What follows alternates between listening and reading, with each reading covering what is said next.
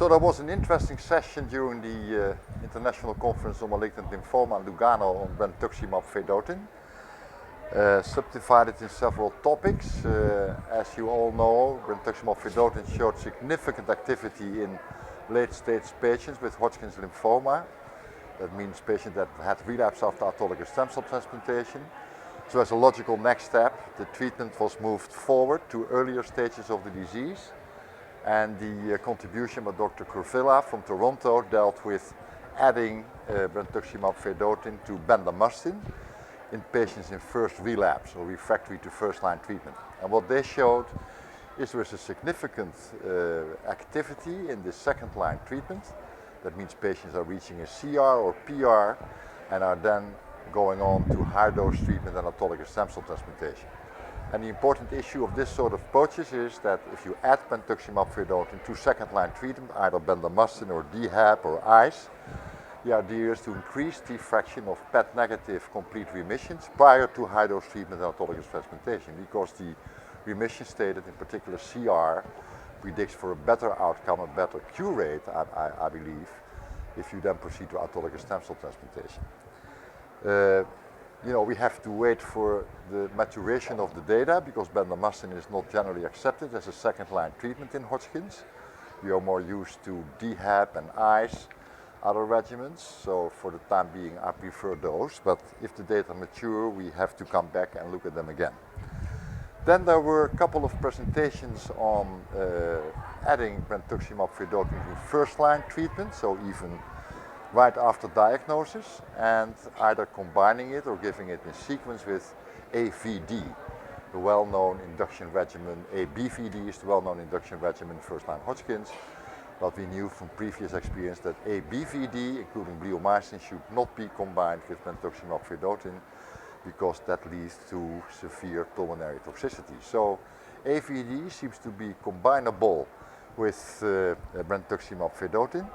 And that was shown in 3 studies, basically by Dr. Abramson from Boston, in non-bulky limited stage classical Hodgkin's, brentuximab vedotin plus AVD. The second one was brentuximab vedotin plus AVD plus involved field radiotherapy in unfavorable early stage Hodgkin, Dr. Moskovich from Memorial Sloan Kettering. And thirdly, sequential first brentuximab vedotin induction in elderly patients followed by AVD. Well, the general conclusion from those 3 reports is that it's feasible to combine brentuximab vedotin with AVD in these 3 independent studies. There are good remission rates, and in the study reported by Dr. Abramson, we might stay away from additional involved field radiotherapy, which would be an advantage, omitting late effects like secondary tumors. But the thing that came out of these studies is that there is also increased hematological toxicity if you combine brentuximab vedotin with AVD in terms of prolonged grade 4 neutropenia. In the study by Dr. Abramson, even one patient in the initial phase of the disease, an elderly lady, died from neutropenic sepsis. So since that was observed, the prolonged venocytopenia, it seems to be wise to add GCSF to each and every infusion of AVD to prevent long-lasting venocytopenia, prevent neutropenic sepsis. But the efficacy is quite all right, and again these data have to mature to really come to conclusions. Then there were 2 interesting contributions on brentuximab vedotin in CD30 positive diffuse large B-cell lymphoma. And this was done both in first line and in relapse. And the issue is that in relapse, we know now that about 25% of patients with DLBCL, 25% are CD30 positive, and relapse DLBCL is a high unmet need. Nobody of us knows how to treat that efficiently. So these first data on the efficacy of brentuximab vedotin in CD30 DLBCL are encouraging with significant response rates, be it a little bit lower than in Hodgkin lymphoma. And it also appeared brentuximab vedotin as monotherapy is effective, but brentuximab vedotin with R-CHOP that has been explored by Dr. Ansel from Rochester and his collaborators seems to be highly effective and seems to be possible to combine both brentuximab vedotin and the well-known R-CHOP regimen.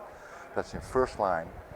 And it was also observed that it's also quite effective, although a little bit more effective, a little bit less effective in the CD30 negative patients, CD30 negative DLBCLs. What does that mean? CD30 negative DLBCL might be subdivided in two populations. One population that really is CD30 negative and a population that is CD30 positive, but where according to the regular immunohistochemistry assays or flow cytometry, CD30 cannot be detected, undetectable. At the messenger RNA level they might be positive, but they do not express much CD30 on the cell surface. With the current means it's not detectable, but they're still responding to brentuximab vedotin. So that's an interesting area.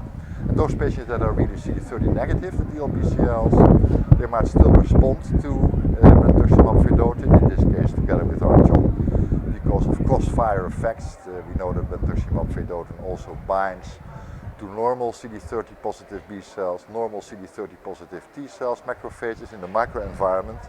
And if the cytostatic compound MMAE, monomethylauristatin E, leaks out, it might then kill CD30 negative DLBCL cells. So in this way you can also see some effect on the lymphoma. So this is in a nutshell the rather new studies that are still in their infancy, so we have to wait to see the data mature to really judge what their place is in first line, second line Hodgkin lymphoma and in first line, second line CD30 positive diffuse large B-cell lymphoma.